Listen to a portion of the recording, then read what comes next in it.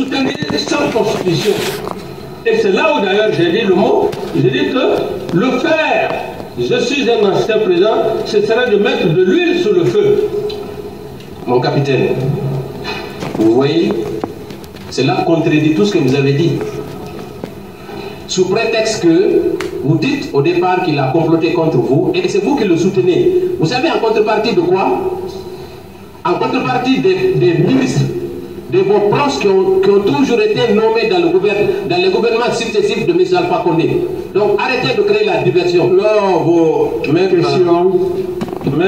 Pourquoi vous voulez insulter l'intelligence des Guinéens, mon capitaine? Je dis bien, vous le savez très bien là où vous êtes. Vous savez ce que le professeur Alpha Condé a fait dans ce pays. Vous le savez?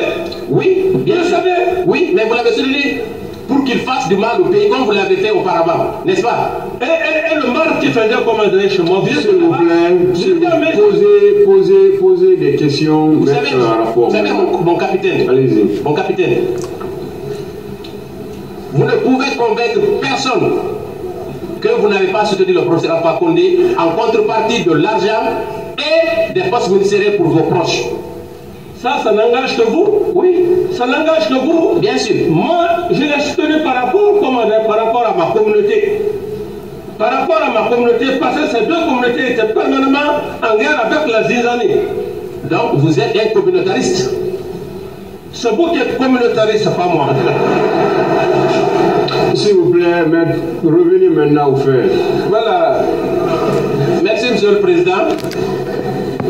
Après l'épisode d'Alpha Condé, vous avez parlé du général Lansana Conté, à qui d'ailleurs vous avez rendu un vibrant hommage, n'est-ce pas, pour le respect que vous aviez pour lui, n'est-ce pas? Posez votre question. Très bien.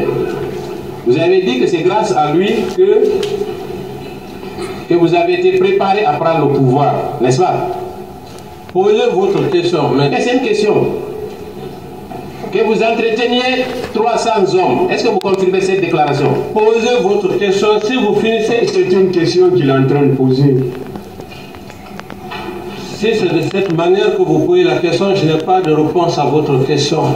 Est-ce que mon capitaine, pendant le régime de Lansana Conté, vous entrez pour les besoins alimentaires et de l'argent? Est-ce que vous donnez de l'argent régulièrement aux soldats guinéens?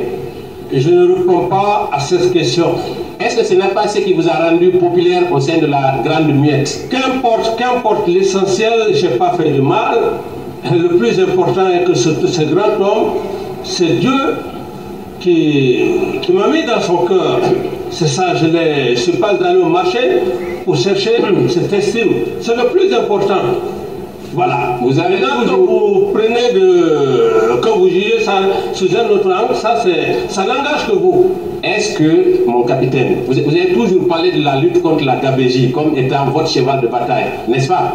Je dis que je ne réponds plus alors à votre question. Et alors, par conséquent, je vais demander à Monsieur le Président que je vais garder mon droit de silence à cet avocat. C'est votre droit, mais vous ne pouvez pas l'empêcher de poser ces questions. Vous avez vos droits, il a les leurs. Donc il va poser ces questions et vous allez les répondre. Mais puisque... S'il vous plaît, je vous ai dit vos droits. Ces droits aussi, il a aussi le droit de poser ces questions. Voilà. Allez-y, maître. Alors, moi, la question que je me pose, et je vous la pose d'ailleurs, à combien étiez-vous payé à l'époque? Je ne saurais vous le dire. Donc, techniquement, il était impossible pour vous d'entretenir 300 soldats si vous-même vous ne participiez pas à des détournements, n'est-ce pas? J'ai dit que je ne saurais vous le dire. Ça n'engage que vous. Très bien, on va poursuivre. Ça n'engage que vous. Mon capitaine, quand vous êtes arrivé au pouvoir, vous avez fait la gabégie financière, des discours creux. Est-ce que vous-même, un discours creux, ce n'est pas une injure, confrère, s'il vous plaît? Continuez, maître. Alors, non, mais vous n'êtes pas un bon avocat. Vous attendez la question. Parce que vous voulez troubler. Monsieur Camara. Vous ne pouvez pas me manquer de respect. fait, vous contribuez au trouble de l'audience. Vous comprenez français? Vous contribuez au trouble de l'audience. Parce que Félix, il a dit, il n'a rien dit de méchant. D'apprécier mes qualités. Vous contribuez au trouble de l'audience. Si vous avez été monté, si vous avez été monté,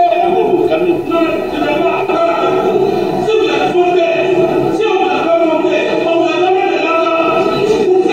Monsieur Camara, vous êtes à la barre d'un tribunal. S'il vous plaît, vous me laissez parler. Vous me laissez parler. Vous me laissez parler.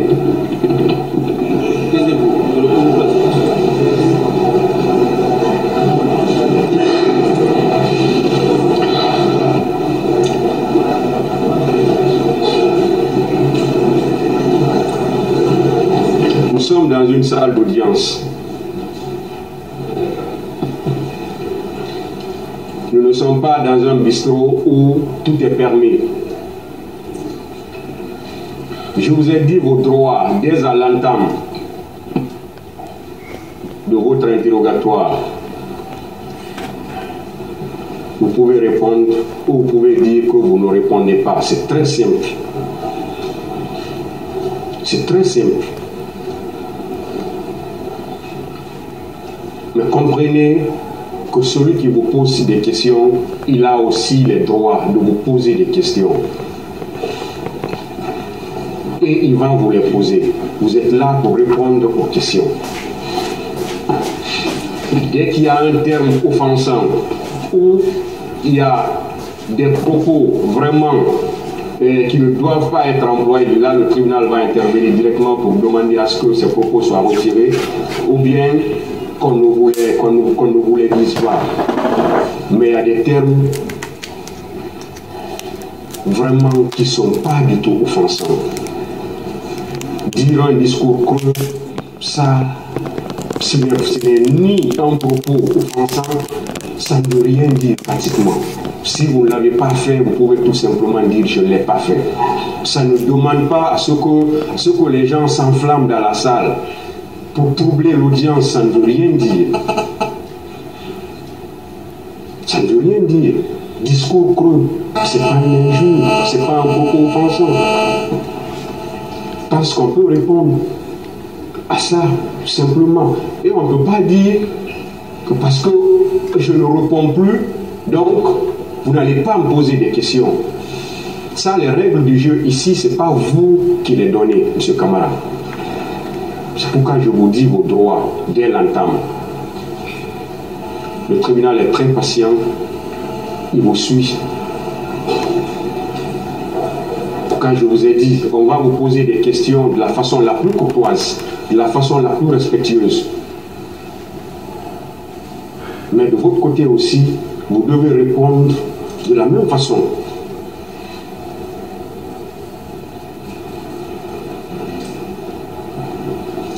Donc, ça va se passer comme ça. Ce sont les règles ici. On va vous poser toutes les questions qui tendent à éclairer la lumière du tribunal. Vous-même, vous avez fait votre discours. Vous avez parlé assez de choses ici. Assez de choses. Et on est en train de vous poser des questions sur ce que vous-même vous avez dit à l'audience ici. Donc, tout ce que vous avez à faire, c'est de répondre à ces questions-là. C'est de répondre à ces questions. Je vous ai même dit, vous pouvez répondre par oui ou par non. Ou vous dites, je ne réponds pas à cette question, parce que ça, c'est clair, ça, c'est très simple. Mais si vous vous énervez et que vous voulez que ce que vous voulez, que ça se passe comme ça ne peut pas se passer comme ça. Vous avez certes des droits, mais vous avez également des obligations. Voilà. Et c'est comme ça que ça va se passer, M. Camara. Ça n'a pas commencé avec vous. Tous les accusés qui se sont succédés avant vous, ça a été pareil. Et ça va continuer comme ça pour vous, ainsi que les autres accusés qui vont venir après vous. Ça va se passer comme ça. C'est ça les règles. Mais Maître Diaz, continuez. Merci, Monsieur le Président. Continuez, Maître Diaz. Voilà, merci, Monsieur le Président. On va venir, lors de la prise du pouvoir, vous avez indiqué avoir reçu 22 millions de dollars, n'est-ce pas, mon capitaine? Où sont ces 22 millions? Je ne réponds pas à cette question. Est-ce que vous savez qu'il y a une procédure judiciaire qui est actuellement pendante à l'ORDEF pour justement rechercher ces 22 millions de dollars? Je ne réponds pas à cette question. Il y a des commentaires. Monsieur le Président, quand je dis que je ne réponds pas à cette question, vous avez bien dit qu'il n'y a pas de commentaires. Et j'estime que j'ai aussi ce droit, Monsieur le Président. C'est pourquoi quand vous dites que vous ne répondez pas, restez là, s'il vous plaît. Quand vous dites que vous ne répondez pas, mais vous-même vous dites je ne réponds pas, mais vous continuez encore. Non, c'est parce que, s'il vous plaît, quand vous dites que vous ne répondez pas, attendez une autre question. Mais si vous-même vous dites je ne réponds pas, ou bien vous commencez d'abord par faire des commentaires, après vous dites je ne réponds pas. D'accord. Donc quand vous dites je ne réponds pas, attendez une autre question. Donc c'est pourquoi vous devez vous calmer. Continuez, maître. Merci, Monsieur le Président. Encore une fois. Est-ce que vous savez que des poursuites sont engagées pour la recherche de ces 22 millions de dollars? Je n'en sais rien. Donc, vous et le général Konaté, il va falloir d'un moment à un autre vous expliquer sur ces faits. Je passe. Lors de votre premier interrogatoire à la barre, le jour là vous avez demandé le renvoi pour cause de maladie, vous avez déclaré ceci.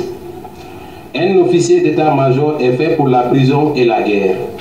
Est-ce que vous maintenez cette déclaration, mon capitaine? Je voulais juste dire le caractère d'un officier d'état-major. Un officier d'état-major, c'est un homme de caractère au sens le plus élevé de l'honneur et de la dignité. Et lorsqu'il accepte d'aller sous le drapeau, il ne va pas sous le drapeau pour faire plaisir à quelqu'un, il va sous le drapeau pour défendre les couleurs. Donc par conséquent, il peut trouver la mort, il peut trouver, et si d'ailleurs il est pris prisonnier pendant la guerre, il est fait comme prisonnier, c'est dans ce sens-là qu'il faut comprendre qu'on n'est pas officier qui le veut. Voilà, merci pour ces brillantes explications, mon capitaine. Mais est-ce que moi j'ai envie de vous dire que la prison est un déshonneur pour un officier d'état-major? Un officier d'état-major question, maître, ne va en prison que quand il a commis des crimes. Et dans votre cas, vous êtes responsable de la mort de plus de 150 personnes. Raison pour laquelle vous êtes en prison, mon colonel. Est-ce que aujourd'hui on peut dire que vous êtes un homme d'honneur? Je suis un homme d'honneur pour la simple raison qu'il y a plus de 10 ans, j'ai toujours demandé qu'il y ait justice. C'est ce qui fait la différence d'un officier d'honneur. Le tribunal appréciera ainsi que le public. J'en ai terminé. Calmez-vous, j'en ai fini. Laissez-moi parler. Merci beaucoup. Je n'ai pas besoin de votre réponse. Monsieur le Président, j'en ai terminé. Personne ne m'a obligé de venir du Burkina Faso. Je suis venu. Maître, asseyez-vous. Arrêtez. Je suis venu de moi-même. Vous enflammez. Asseyez-vous. Je suis venu. Merci, monsieur Camara, c'est bon. Hein? Je suis venu. Vous avez répondu, c'est bon. Je suis venu, maître. Monsieur Camara, vous vous arrêtez.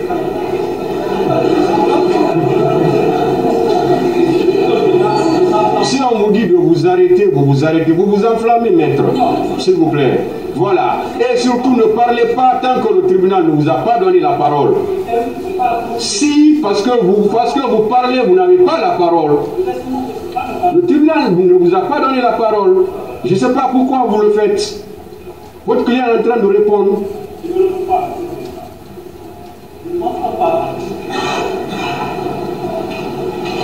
Bon, Monsieur le Président, permettez-moi et je vais juste dire un petit mot. Je l'ai dit, j'ai dit que le simple fait de venir, c'est de cela qu'on appelle un officier d'honneur. Il ne peut pas se responsable à cette question.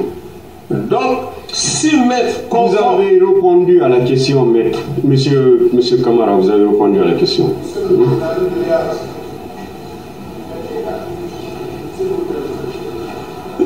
Oui, allez-y.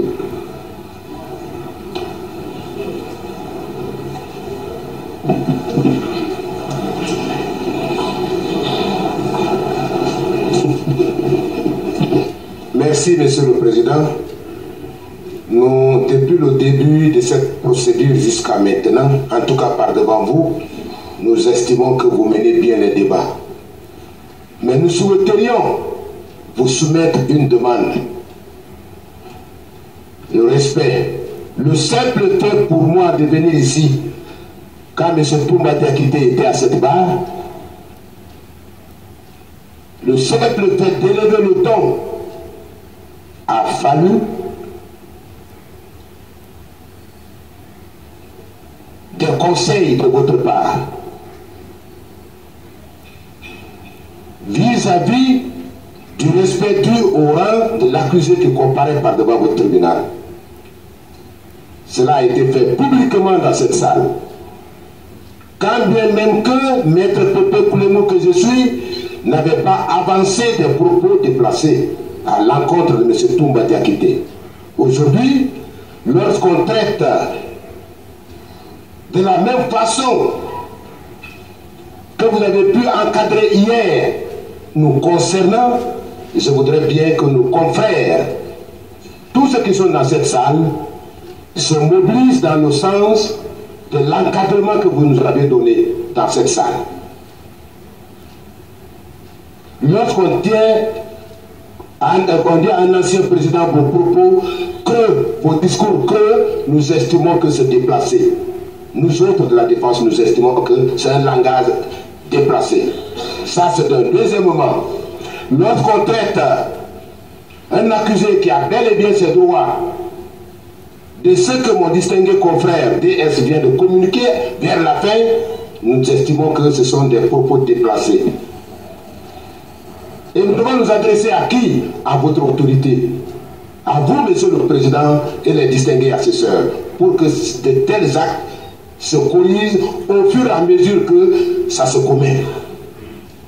Puisque nous nous rendons compte finalement que quand c'est ça, quand c'est comme cela que les avocats viendront poser des questions de manière à manquer du respect à notre client, il va adopter son droit au silence. Ce que nous ne voudrions pas. Nous voudrions bien qu'il réponde aux questions, mais lorsque les questions sont posées dans la cour, la demande est que nous vous présentons une doléance de conseiller à toutes les parties que l'accusé qui comparaît a bel et bien ce droit au respect. Il a droit au respect. Si c'est les incidents, on est au procès pénal. Hein? Le procès pénal n'exclut pas les incidents. C'est même le lieu des incidents. Ça, c'est connu de tous les pénalistes. Donc ici, nous voudrions qu'en retour, notre client qui comparaît soit respecté. Quand on lui pose des questions, qu'on ne pose pas, qu'on ne l'offense pas. Merci, Monsieur le Président. Il est offensé. C'est bon, ministère public. Il est offensé. Merci, Monsieur le Président.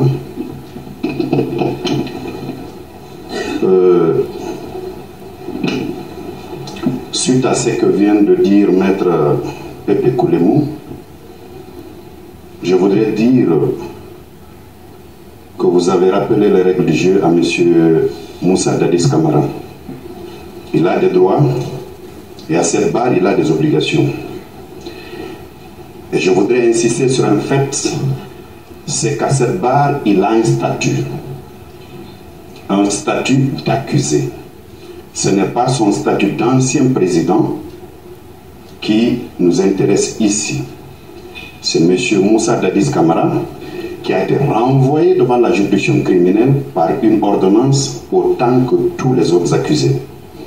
Et donc, quand je prenais la parole la fois dernière, je lui ai dit qu'il doit se prêter à un rituel qui voudrait qu'on lui pose des questions qui vont éclairer la lanterne du tribunal. Et toutes les fois que nous autres partis, nous avons eu une attitude de nature qui ne cadre pas avec les rituels du palais, vous avez bien voulu nous rappeler à l'ordre. Dire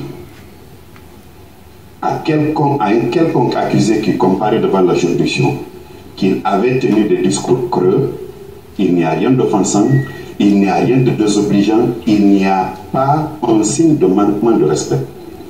Ce n'est qu'un qualificatif des discours qu'il avait tenus autrefois. Et donc, il faudrait que M. Camara comprenne qu'il doit, comme vous l'avez précisé, s'il le veut, répondre aux questions par un oui, par un non, ou s'il le veut, garder le silence. Mais il ne peut pas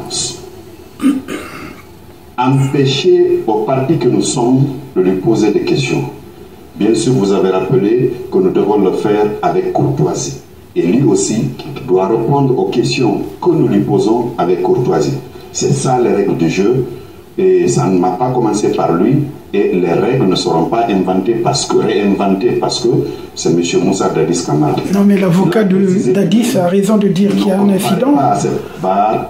L'incident est là, justement, parce qu'on ne peut pas qualifier la personne d'avoir fait des discours creux pendant son mandat de président. Celui qui le dit, l'avocat, n'est pas un homme politique. Voilà, justement, l'autre bêtise. Nous sommes en matière de procédure pénale. Oui, bien sûr. Les débats sont essentiellement oratoires. Voilà. Donc, que les uns et les autres sachent raison garder, que nous posions les questions avec courtoisie, que M. Camara ait l'amabilité de répondre avec courtoisie. Ça y va de son intérêt. Je vous remercie. Mais vous aussi, vous ne devez pas tolérer de faire référence à sa vie politique. Sinon, vous êtes tous des opposants. C'est comme ça. Un avocat doit également défendre son client correctement. Merci bien, M. le Président. Monsieur le Président, je crois que nos confrères de l'autre côté sont en train de nous retarder pour ne rien. Nous avons suivi ici le passage de M. Toumba, de M. Pivi, de M. Kiburo et autres. Des questions ont été posées.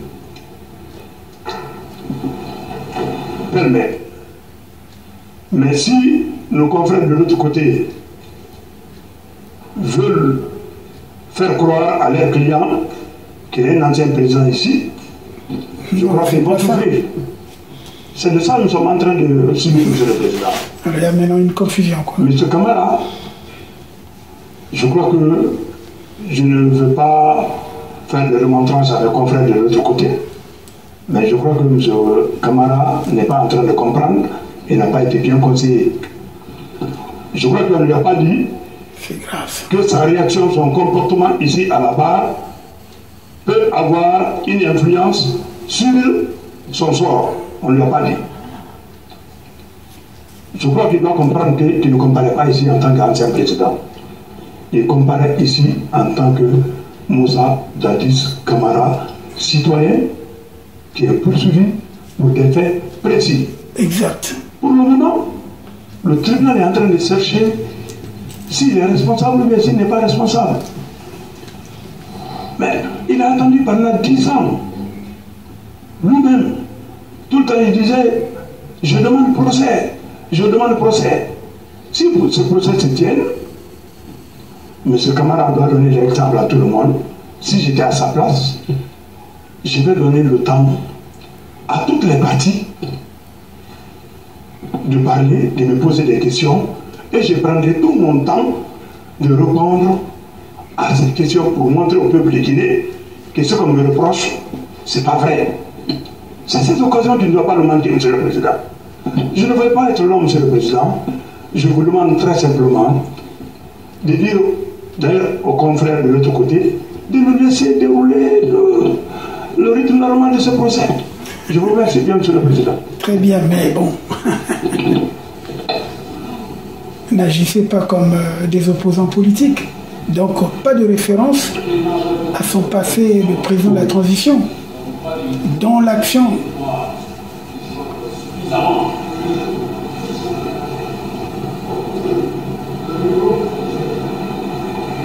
En tout cas, c'est intéressant.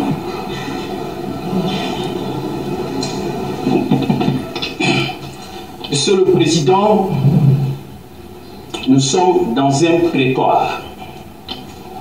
Et ici, seules les dispositions du Code pénal et du Code des procédures pénales priment. L'article préliminaire de notre Code des procédures pénales est clair. L'équilibre entre les droits des parties doit être préservé à tout prix, Monsieur le Président. Ce qui revient à dire que dans ces procès, tous les accusés ont les mêmes droits. S'équivalent. Voilà. Il n'y a ni super accusé, ni moindre accusé. Du coup, Monsieur le Président, ce qui a été observé ici comme règle à l'égard de M. Aboubakar Diakité Ditumba sera observé comme règle à l'égard de M. Moussa Dadis Camara. Exact. Nous avions suivi ici des confrères qui ont eu à poser des questions sur une intonation derrière. On a eu l'impression que ces confrères-là voudraient même en découdre avec M. Aboubakar Diakité Ditumba. Nous, étant soucieux, respectueux de ce qui a été décidé par le tribunal, nous sommes restés sereins. À aucun moment, nous n'avons perdu notre sérénité pour troubler l'audience, comme sont en train de le faire les avocats de M. Moussa Dadis Camara. Monsieur le Président, nous devons avoir raison garder que dans ces prétoires, il n'y a pas deux personnes qui assurent la police de l'audience et la direction des débats. Il n'y a que vous, Monsieur le Président, et seulement vous. Et ce pouvoir, c'est le législateur qui vous l'a conféré. Donc, qu'on arrête de troubler l'audience. Il faut éviter de donner l'impression à M. Dadis qu'il est au-dessus des autres accusés. Il doit savoir, comme vous l'avez rappelé, dès l'entame, dès le début de son interrogatoire ici, qu'il a l'obligation de répondre à toutes les questions. Et s'il ne veut pas répondre à une question, qu'il le dise, mais que les confrères arrêtent de troubler l'audience. Je vous remercie. Monsieur le Président, c'est la défense à la parole. Continue. La défense à la parole. De chaque côté, on va. Allez-y, oui. La défense à la parole. Maître Sowogi, passez le micro à Maître Sowogi. S'il vous plaît. C'est le président qui me donne là. Passez le micro, Maître. Merci. Merci, Monsieur le Président. Ce que moi je voudrais dire est très simple. Même Régis sur un autre plan. Le président Dadis à la barre lui-même a clamé haut et fort ici Samouri Traoré. Il veut aussi parler. Peut-être que dans notre droit, on dira voilà, qu'il n'y a pas d'objection. Mais je crois que c'était pour dire au tribunal que c'était de trop. Mais tout de suite là, lui aussi, il s'est senti offensé parce que le tribunal a dit qu'il s'enflamme. Moi, je crois que de part et d'autre, les avocats de la défense doivent, comme ils l'ont toujours fait, respecter ce tribunal. Mais en retour, il y a des propos à l'égard des avocats qui choquent. Voilà. Quand on dit à un avocat, nous vous enflammez, moi j'estime que là aussi, c'est un peu déplacé. Je vous remercie, Monsieur le Président, c'était mon point de vue. S'il vous plaît, on va continuer. Parce que comme vous l'avez dit, M. Moussa Dadis Camara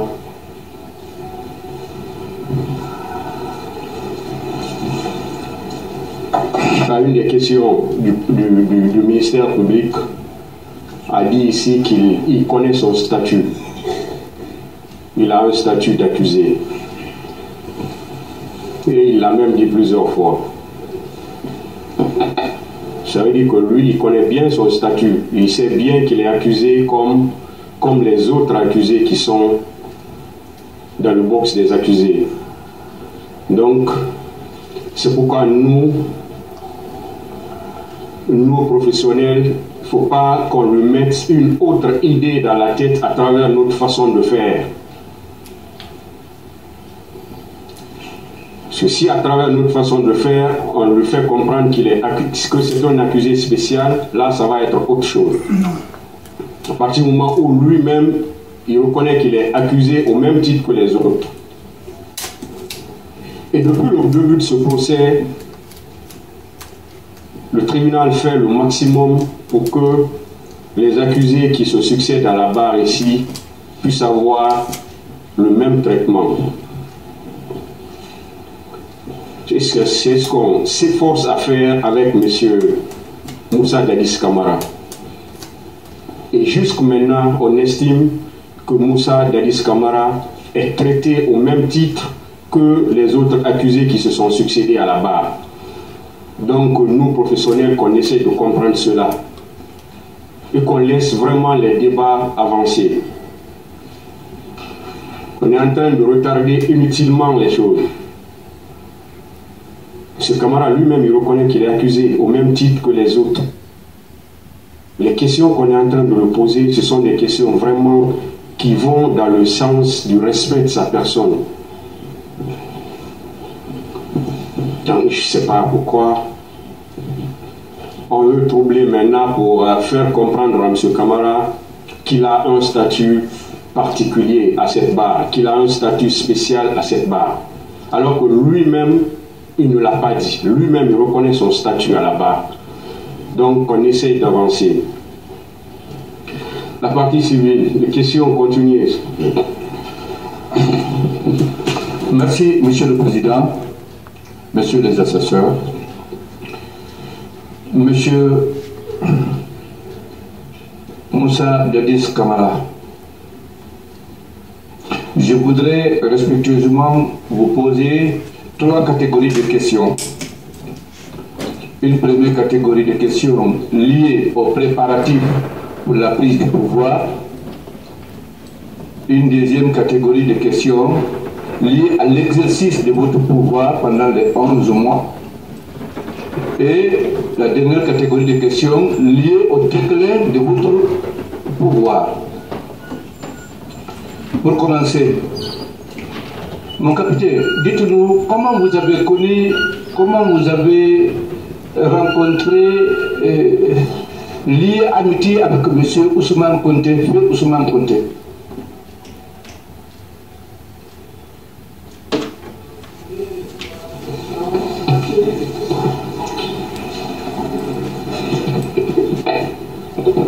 Allumez le micro. Poser 3 séries de questions. Il a posé une seule question. Il a parlé de la prise du pouvoir. Mais ce n'était pas une question. Il a posé une seule question. Donc, Monsieur le Président, je me t'ai beaucoup prêté par rapport à vos sages conseils que j'étais devant votre tribunal par rapport aux faits qui me sont reprochés, complicité et consorts. Et quelque part, il y a eu aussi l'amendement de monsieur le procureur qui a essayé effectivement d'aménager. Et donc je me suis dit que je ne suis pas au-dessus de la loi. Et parce que devant votre auguste tribunal, je ne peux pas rester campé sur les faits qui me renvoient selon l'article 19-20 devant vous. À ce stade, Monsieur le Président, avec tout le respect que j'ai pour votre auguste tribunal, je ne voudrais plus parler de la prise du pouvoir ou de quoi que ce soit. J'aurais juste, avec toute la doléance que je vous demande, qu'on me pose des questions qui sont liées au fait de complicité. C'est pour cela que je suis devant vous, Monsieur le Président. Nulle part la prise du pouvoir où j'ai connu tel, c'est pas ce qui va me blanchir devant vous, Monsieur le Président. Qui va éclairer. Ce ne sont qu'une façon de contourner autour du pot. Vous savez, M. Camara, je vais vous le rappeler encore. Vous ne pouvez pas empêcher les avocats de vous poser des questions. C'est à vous de répondre. Je vous ai dit vos droits. Quand on vous pose une question, c'est à vous de savoir quelle réponse donner à la question. Mais vous ne pouvez pas dire « je réponds seulement à telle ou telle question ». On va vous poser des questions, vous allez les répondre. Vous connaissez déjà comment répondre aux questions, je vous ai dit vos droits. Donc, Monsieur le Président, je n'ai pas de réponse à cette question. D'autres questions, maître? D'accord. Monsieur Kamala, donc vous n'avez pas de réponse à cette question relative à la connaissance de Monsieur Feu Ousmane Konté, colonel Ousmane Konté, que vous avez cessé à connaître et à s'approcher et à aimer. Et pourtant, tout est parti de là, vous le savez. Bien. Mon capitaine, dites-nous, pour se préparer à prendre le pouvoir, il fallait obligatoirement avoir une troupe. Et pour garder la troupe, il fallait obligatoirement de l'argent. Où vous avez obtenu cet argent avec lequel vous avez entretenu la troupe? Monsieur le maître, comme je l'ai dit, un vrai officier d'état-major ne parlerait pas des détails de coup d'État, sauf si il n'a pas passé dans une académie. De Napoléon Bonaparte jusqu'à nos jours, je ne parlerai pas de comment est-ce que le CNDD a pris le pouvoir avec vraiment tout le respect que j'ai pour vous, maître. Mon statut d'officier d'état-major, ma formation ne me permet pas de faire des détails. D'accord. Donc, cette question également reste sans réponse. D'accord. Vous pouvez quand même nous dire tout au moins qui vous a nommé à ce poste quand même. Vous dites? Vous pouvez nous dire tout au moins quand même, vous pouvez nous donner le nom de celui qui vous a nommé au poste que vous avez occupé pendant que vous prépariez pour la prise du pouvoir. Quel poste? Au service de carburant. Mais le poste, je l'ai si bien dit, par la grâce du feu général Lansana Conté et d'un de mes officiers, d'un de mes anciens chefs, qui ont bel et bien voulu me nommer à ce poste. Voilà. Très bien. C'est pourquoi j'ai voulu que vous répondiez à la première question, comment vous avez connu Ousmane Konté, parce que c'est Ousmane Konté qui vous a introduit ce feu général Lansana Conté. Oui, c'est pour cette raison que j'ai dit, maître, avec tout le respect que j'ai pour vous, et j'ai dit que je ne peux pas répondre à ces questions. D'autres questions? D'accord. Vous avez fait